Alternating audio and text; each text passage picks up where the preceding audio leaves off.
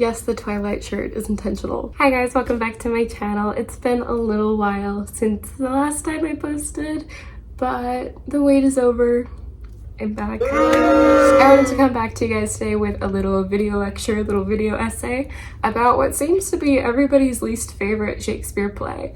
I think most of us read this when we're in high school. I read it as a freshman in high school, which to all my non-US friends, as your first year in high school, you're usually 14 years old, which right off the bat I think is a little bit young to be reading Shakespeare, especially if you're not going to be taught it very well. However, I think there is a problem with the way that we teach Romeo and Juliet, and also the way that we interpret Romeo and Juliet just as a pop culture. Like the way that Romeo and Juliet exists in pop culture, in the collective understanding, is not correct. It's not really that accurate to what Romeo and Juliet is.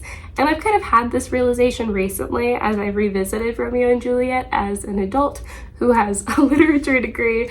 Shockingly, my understanding is a little bit better than it was at 14. So I want this video to address, what is that issue with the way that we understand Romeo and Juliet, and how can we reinterpret Romeo and Juliet after we fix that issue.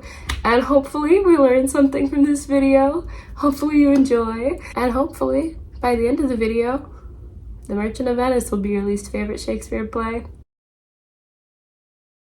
So this first part is just going to be what we already think about Romeo and Juliet, and the rest of the video is going to be why that's wrong. So, Romeo and Juliet has been called the greatest love story of all time, and it is the inspiration for countless books, movies, TV shows, compositions, songs, ballets, operas, artworks, paintings, basically everything. A lot of things have been inspired by Romeo and Juliet, some more obvious than others, but I also think that some of the tropes and cliches like enemies to lovers and forbidden romance have their roots, have their inspiration from Romeo and Juliet, even if they aren't explicitly based on Romeo and Juliet. But people don't seem to like Romeo and Juliet. I think it's the classic that I see get the most amount of shit, and I can't even pretend to be high and mighty about it because I hated it in high school, and I think my criticisms of it are the same that a lot of people have, the same that I've heard from a lot of people,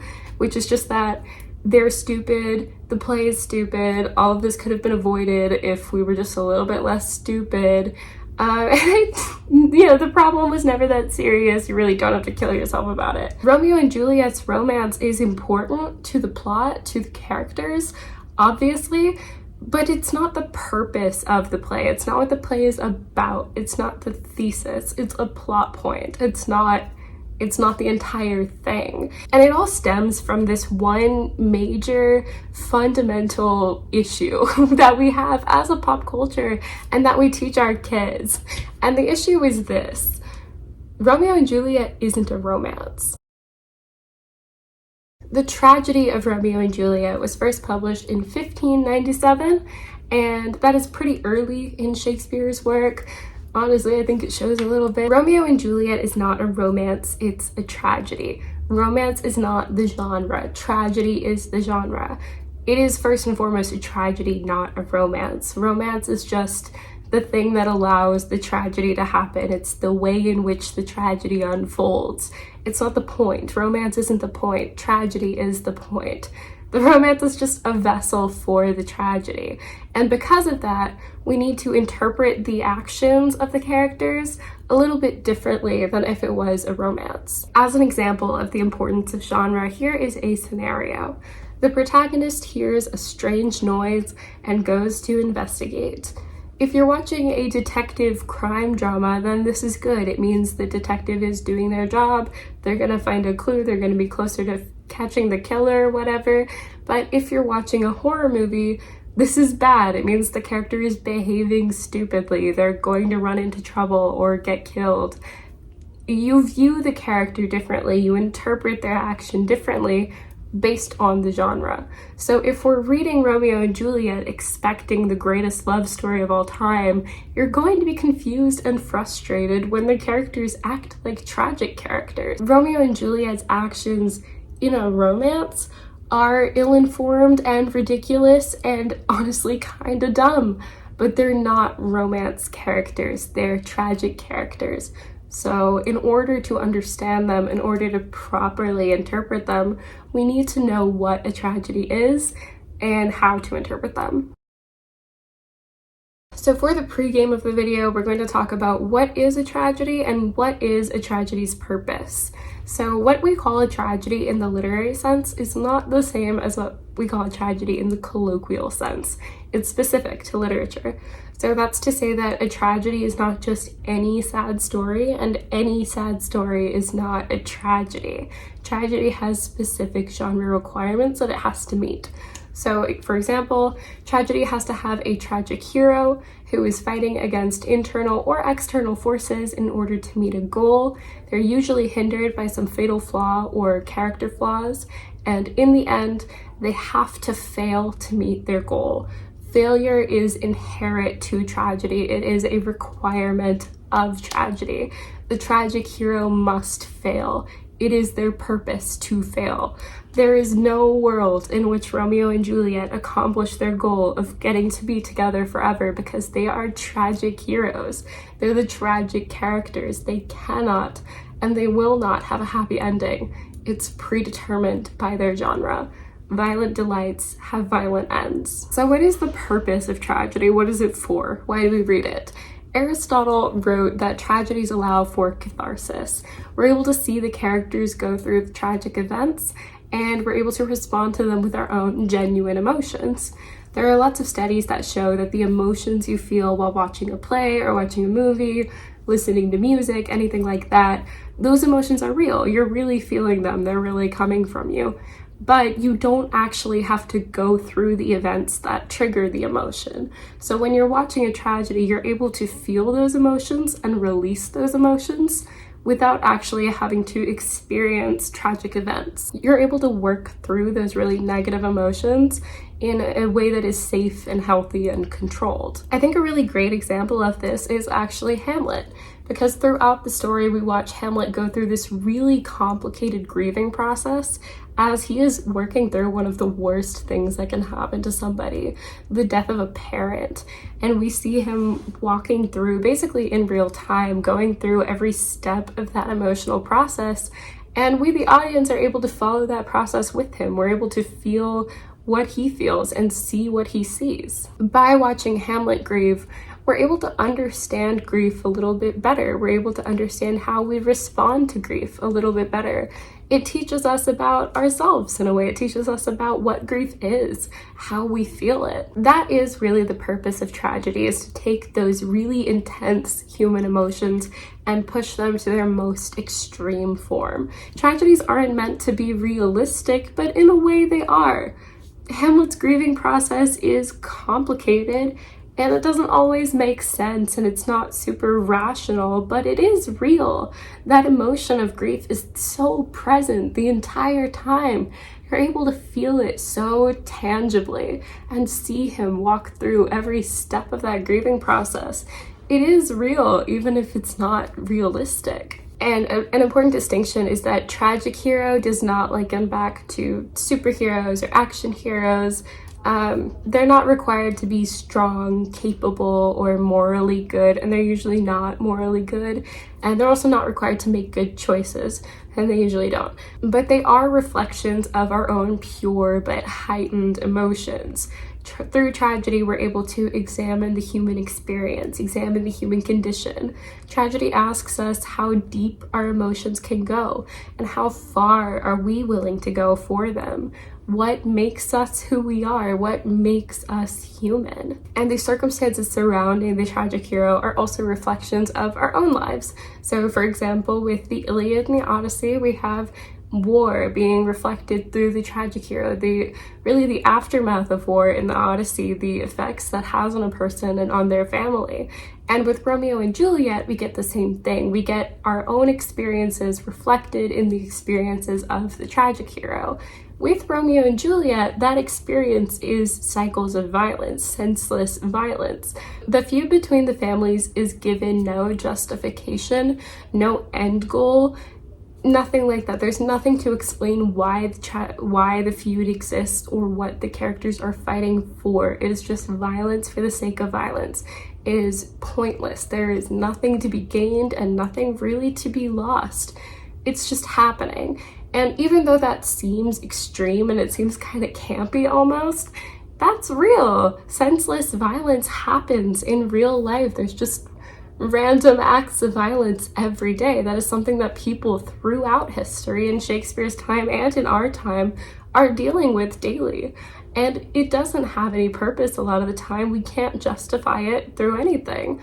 That is what the characters of Romeo and Juliet are reacting to. That's what they have to deal with every day. And so by watching Romeo and Juliet back then and now, we're able to watch the characters respond to senseless violence, and we ourselves, as the audience, are able to cathartically release the emotions associated with the senseless violence. So it goes back to what Aristotle said about catharsis. Tragedy allows us to witness and criticize and judge the human condition from a distance, from a safe and healthy standpoint. We're able to cathartically go through the human condition ourselves and learn a little bit more about where our emotions come from and what they do to us. So with that in mind, let's talk a little bit more about the characters of Romeo and Juliet, because they are not as one-dimensional as you might think. It is difficult to see Romeo as fully committed to Juliet when at the beginning of the play he was proclaiming his love to another girl. Up until the moment he meets Juliet, he says he's in love with Rosaline. Is Shakespeare trying to tell us that love is such a flimsy thing it can change at a moment's notice? Or is he trying to say that love at first sight is real and genuine, even if it only extends as long as you have object permanence? And I don't think it's either of those things. It would have been very easy to not include Rosaline. She doesn't add a whole lot to the story. She doesn't have any lines. We never see her again after Juliet gets introduced. So why is she here at all? What's her purpose? My interpretation is that Rosaline exists to show the audience that Romeo is a teenage boy, and his love might have a little bit more to do with his hormones than he's willing to admit. He's a teenager, and teenage love is like that sometimes. It also shows us our first glimpse into the character flaws that define tragedy. Romeo is obsessive to a really dangerous degree. He sneaks into this party run by his enemies at his enemy's house, which is extremely stupid and dangerous, all to meet a girl that he doesn't know, that he's never talked to, that really probably doesn't even know he exists. Romeo is clingy in a really unhealthy way. He doesn't have boundaries, and I think most critically, he's not capable of understanding his emotions. He doesn't know what love feels like. He doesn't know what it is. And he's not able to quantify the degree to which he loves someone. He says he loves Rosaline, he's never spoken to her. He says he loves Juliet, and at that point he's also never spoken to her. He doesn't really have a grasp of his own emotions. He isn't able to understand them, and that's fine. For a teenager, that's kind of how it is. But this is a tragedy, and these are things that are going to cause him problems further down the line. I also think Rosaline's existence has an implication for just how much physical desire plays into Romeo's love. Again, like I keep saying, he's never talked to Rosaline, so he's not attracted to her intelligence or her sense of humor, her character, her wit. He just thinks that she's hot. And then a prettier girl walks by and now he's all about Juliet. So again, this isn't a romance, first of all, because Romeo is not that guy. But most importantly, this isn't a romance because this is a tragedy. These things are going to cause problems for the tragic hero, and in fact we see those problems because Romeo wants to do some marital acts with Juliet. She agrees to marry him so that they can do that, and then like a day later she gets promised to marry Paris. And even if she wanted to go through with that, now she can't because she is married to Romeo. The church won't accept another marriage on top of that. This inability to be realistic about whether or not he's in love with Juliet has caused a major problem. And that actually leads me to my next point. Romeo is the romantic lead. Juliet is the tragic hero. Throughout the play, Juliet is the one making moves towards achieving her goal. She's the one who has really clear intentions and takes steps to meet those intentions. Juliet is the one who makes an effort to break through the external forces that are hindering her from reaching her goal being Romeo. Romeo pursues her, he's into her, but he doesn't recognize the situation with as much nuance as Juliet does. Juliet actually has a pretty good amount of agency. She's very often acting on her own accord to meet her own goals. She's the one who sets up a meeting with the friar, who gets her and Romeo married, and then after Romeo kills her cousin, she's the one who goes back to the friar and sets into motion her plan to fake her death, have Romeo come get her, wake up and run away together. She does all that herself. She devises her own plan and acts in it. And there's this final scene in her bedroom where she is contemplating drinking the poison to fake her death, and she says goodbye to her family, knowing, I guess, that it is the last time she will ever see them. And she has this beautiful monologue debating whether or not she should do this. And then she does it. She sees all her options, she weighs them, and she decides what she's going to do. She drives the plot as she wants to. And obviously it doesn't work out for her very well. She is the tragic hero, but she does it. It is her plan. Another part of what makes her the tragic hero is that failure. Romeo doesn't really, kind of just follows along with what Juliet does. He doesn't really have that much going on in his, and so when the plan falls apart in the end, that is Juliet's failure. It is not Romeo's fault, really. It's not, he had no part in the plan. He's just like an inanimate object in this plan. He is a cog in the machine that got stuck, but it's her machine. She's the one who built it. She's the one at the center of it. So when Romeo fails to be notified that Juliet's actually faking her death, that's Juliet. That's on Juliet. And it isn't her fault. It's not a failure that she could have predicted, but it was her plan and it is her failure. And that failure is what signifies her, is what cements her as the tragic hero. She is the one with the plan. She's the one who was fighting this whole time. She's the one who failed. She's the tragic hero. And a part of that is that Juliet has this really advanced understanding of the feud between the families very early on in the play, immediately in the play. She says, in her famous balcony scene, "A rose by any other name would smell as sweet." And in this line, she is essentially delivering the thesis of the play. She's showing us very early on that she knows the feud between her family and Romeo's family is pointless. She knows there's nothing to be gained here. If I just called Romeo something else, he would be the same person. There's nothing inherent to him that makes him worse than other people. There's no reason about him that I should hate him. It's just a name, and a name is nothing. A name can be changed. It doesn't change who a person is. As she's talking to herself on the balcony, she asks that Romeo defy thy father and refuse thy name. And this is a call to action. She wants him to show her that he also knows the feud is pointless, that he gets it in the way that she does. And she follows this up by saying, "If thou wilt not, be but sworn my love, and I'll no longer be a Capulet." Or in other words, if you don't defy your father, just say that you'll be my love forever, and I'll defy my father. And this is Act 2, Scene 2. We're very early into the play, and she gets it. She knows what's going on. She knows this is useless. There's no basis for the fight. You're fighting a name, you're not fighting a person. And she wants Romeo to understand that. She wants him to see what she's saying, to process it, and respond to it. She wants him to make this action for her. And he can't. But of course he overhears this, and he promises that he will cast off his name, and that if she wants, he will never again be Romeo Montague. But those are just empty words, and he later kills her cousin, which makes him a perpetuator of the cycle of violence that she is trying to fight. So on top of her being the tragic hero, by killing Tybalt, Romeo makes himself part of the external force that she is fighting. He makes himself a part of the play's antagonist, which is, of course, the feud. And Juliet's love for Romeo is really interesting because it's so different than his love for her. It seems maybe a little bit more emotional and definitely a lot more naive.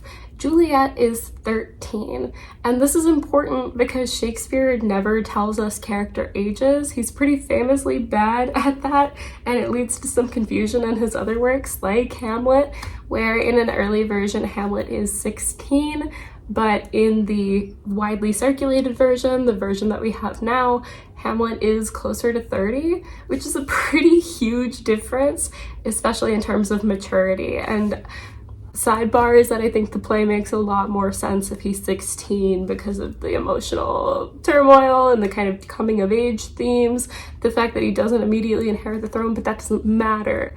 So it's not what this video is about. But Shakespeare tells us this explicitly. Juliet is 13. And that's important because it is so young. It is so young. And this youth is very evident in the way that she talks. She's very wistful and light. And she almost never, I'm pretty sure, almost 100% sure, she never mentions Romeo's appearance. She never mentions him being physically attractive to her. She talks about Romeo as this like fairy tale prince, this knight in shining armor, like honorable chivalric figure from a storybook almost. That's how she talks about him, that's how she presents him. But Romeo, he's always talking about how beautiful she is, about her physical appearance. But she doesn't do that. She talks about him in a much more childish and innocent way because she is a child and she is innocent. And these are genuinely the emotions she feels towards him. This is how she views him, as this this like fairy tale character. And this is very sweet. But has Romeo given us any indication that he is actually the person Juliet presents him to be? Is he actually this honorable, sweet, charming person? Because I don't really think he is, but to her, this seems very real. And this is where we start to see that purpose of tragedy, the taking the human emotions and pushing them to your most extreme form. Because childish love, first love, your first crush, the first boy who likes you back, that is overwhelming. And it makes you see things as a little prettier than they are. It puts the rose-colored glasses on.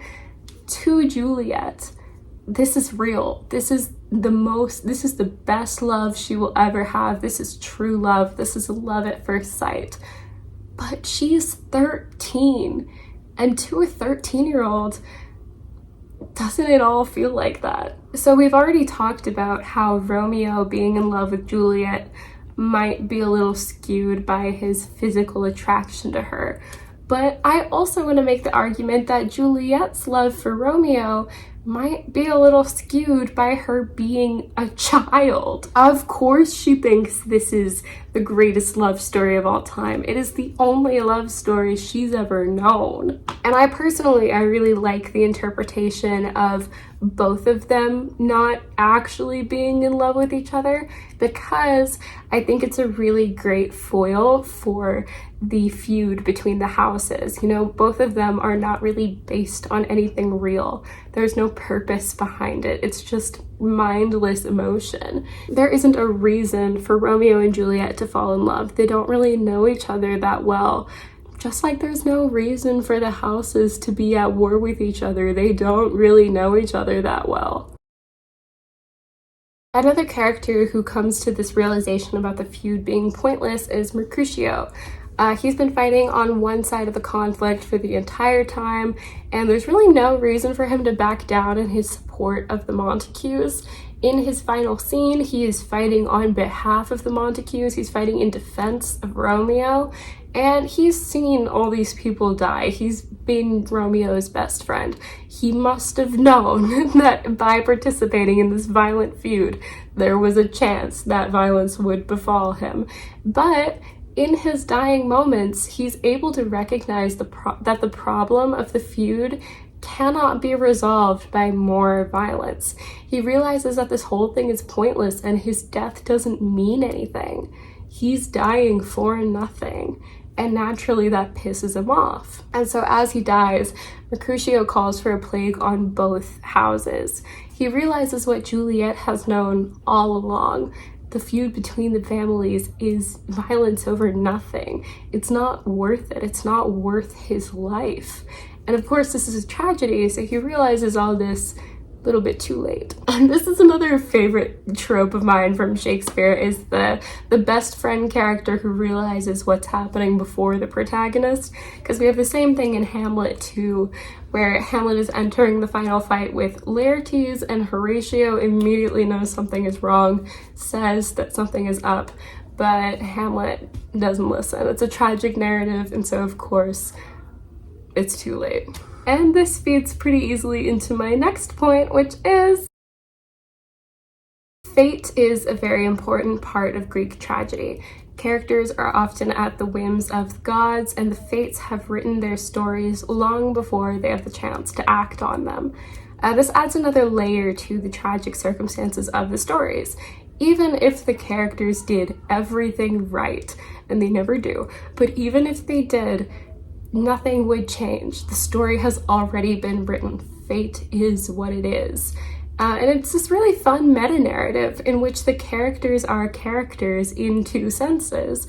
The fates have pre-written their lives, and the actor is reading off a pre-written script. So not only is Achilles destined to die because the fates tell him so, he's destined to die because the poet has been reading the same story for centuries. And fate actually plays a very big role in Romeo and Juliet. I feel like we always forget that. But in the prologue, Romeo and Juliet are described as star-crossed lovers. So what does that mean? I think that the image I got whenever I heard star-crossed lovers for the first time, and actually every time since that, is this like heart eyes, Cupid's arrow to the heart kind of romance. You know, romance that you can't, it's immediate, it's love at first sight, but that's not what it means. Star-crossed means that the stars brought their paths to cross. Fate brought them together, and therefore fate is destining them to die. This draws back to the old tradition of tragedy in which the fate is predetermined. The characters might act in a way that triggers the events that eventually kill them, but they don't actually get any say in it. And it's this really fun, really interesting contrast to what I said earlier about Juliet having a lot of agency. She really seems like she's acting on her own accord. She seems like she's doing what she wants to accomplish her goals. But the narrator read us the prologue, an hour ago. We already know how it's going to end for her. We know she's going to die. So yeah, she's performing these actions. She seems to be doing them by herself, but we know they're already written. When we think of Hamlet, who could have handled a lot of stuff better and who really set into motion the events that killed him, but by the time we actually get to the final scene, Hamlet's death is not within his control. It's not up to him. And Hamlet is such an interesting tragic character because he talks about suicide as taking arms against the sea of troubles, as if it is this empowering thing that is giving him control over his fate, as if it is something to be desired almost. And he wrestles with this idea of wanting to commit suicide the entire time, but ultimately he loses that choice. He loses control. It isn't up to him. He gets poisoned by somebody else. He no longer has control over his fate. And so when we go back to Romeo and Juliet, we often think of them committing suicide as an act of agency, as them acting on their own behalf. It is their choice. But the play tells us this isn't true. The stars have already written their story, just like the narrator has already read us their story in the prologue before the play even begins. With tragedy, we often get this really interesting phenomenon in which the characters realize that they are characters in a tragedy. It's like they can suddenly see the fourth wall, and they know somebody else has already written the script. They know there is nothing they can do, and they have to meet their fate anyway because they don't have a choice. So it's a tragedy within itself To be a character in a tragedy means to have no agency. And this is especially true in Romeo and Juliet, where the entire synopsis is given to us in the prologue. To the audience, we already know Juliet is dead, and her actor hasn't even come out yet. I'm gonna go back to Achilles because he's my favorite, and I think that he's a really great example of this. Achilles knows from the beginning that if he stays in the war, he will die, but he doesn't have to stay. So he chooses to leave, and he chooses to live. And then Patroclus dies, and he realizes that this was never really an option. And so he re-enters the war, he re-enters the narrative, he puts himself into the tragic narrative, knowing that he will be the tragic hero. And re-entering the war is really his only act of agency, and it is when he allows his agency to be taken away. And I want to argue we see a very similar arc in Romeo and Juliet. Romeo hears that Juliet is dead, and he doesn't know that this isn't true. So in his grief, he says, "I defy you, stars." These are the same stars from the beginning that brought their paths to cross, and he is not going to defy them at all. His decision to go back to Juliet, just like Achilles' decision to go back to the war, is not a defiance of fate. It is fate. And using this context of this tradition with tragedy, I think that makes the crypt scene in Romeo and Juliet so much more interesting, because there is this moment, and I always forget about this moment until I watch the play again, and I remember that it happens. But I honestly think this moment is the most important moment in terms of the tragedy of the play. There's this moment where right after Romeo has drank the poison, he's dying, he lays down next to Juliet, and Juliet wakes up. And there's this one moment, no words exchanged, just a moment where they are both still alive, and there is enough time for them to look at each other and realize what has happened. There is enough time for them to realize that they are characters in a tragedy, to see themselves in the tragic narrative before Romeo dies. And I think that's what makes Juliet's suicide so interesting, and what really, to me, solidifies her even more as the tragic hero, is that in this moment, she is not acting as herself, she is acting as the tragic hero. She's able to recognize the tragic narrative that she's in, that there's nothing she can do, that she's woken up too late. And so she just fulfills her role. She knows now that she is the tragic hero, and so she does what fate tells her to do. And so she gives up her agency, if she ever really had agency, in a way that Romeo doesn't totally. I think that Romeo must have known when he realizes that Juliet wasn't really dead, when he sees her wake up in that final moment of his life. He must have known that he was not defying the stars, that he was a victim to them all along. And isn't this so much more fun than just stupid kids do stupid things because they claim to love each other after knowing each other for 5 minutes? It's not about that. It's about trying to control your life, trying to control a narrative that will not let you, which is a nice parallel for them trying to escape their families that will not let them.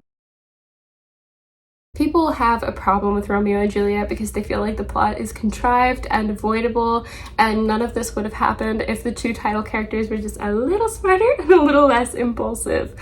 And when you're reading this as a 14-year-old in your first year of high school, I think that is the natural response that people have.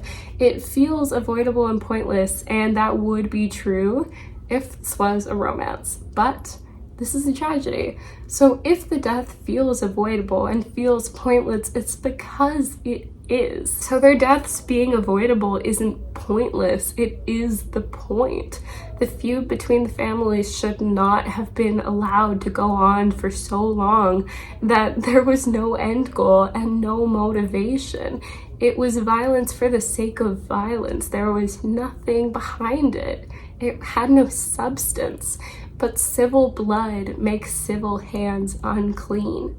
The blood of the community makes even the best people dirty. The point of Romeo and Juliet is not that they are the embodiment of true love. Reading through the prologue, which is essentially a synopsis, there's never a claim that their love is grandiose or better than other loves, or even true. It's just love. That's all they say. It's just love. The focus is more on the violence between the families and the effects of that violence on the younger generation, especially Juliet, since she is truly the only innocent party. She is the only one who never directly contributes to the violence between the two families. Romeo does. Romeo murders a man. Juliet is just, she's innocent, she's naive, she's a child, she's 13. She is the most innocent party in the play, and yet she is the tragic hero. Her death is avoidable because her parents never should have put her in the situation where her death was a possibility. The point of the play is that generational, cyclical violence will have the worst impact on the most undeserving of the consequences. Juliet did not deserve to die grieving and alone. So here's my hot take, here's my interpretation. Romeo and Juliet is about the senselessness of violence and the way that the beliefs of the parents have the most negative consequences on the children. You might be able to say that it is about generational trauma and the snowball effect that can have. It's also about the innocence of first love and how even that can be destroyed by cyclical violence. At the very end of Romeo and Juliet, there's a statue erected of Romeo and Juliet, and I think in my high school class, the general consensus was that this statue was to commemorate their true love, but that's not the case. The statue exists to show the people who were most harmed by the generational trauma of this senseless violence. It's to show them what they lost by being the way that they are, by participating in this violence. It's to stop them from ever doing that again. The Capulets and Montagues are eventually able to move on and value love more than hate. Romeo and Juliet isn't a romance, but love is at its core, as I think it is for most tragedies. Achilles re-enters the war because of his love for Patroclus. Odysseus journeys home because of his love for his wife. Hamlet does a lot of really questionable things because of love for his dad. Even characters like Othello, in weird, convoluted ways, do what they do because of love. I think that's really what we learn from tragedies and from watching the human experience. Love is important. Love is what holds together communities. Love is where all of our emotions come from. Romeo and Juliet is not about love at first sight. It is about the purity and intensity of Juliet's first childhood love. How real and genuine that is to her, even if it is not objectively there. So yes, Romeo and Juliet is about love, but it's not a love story.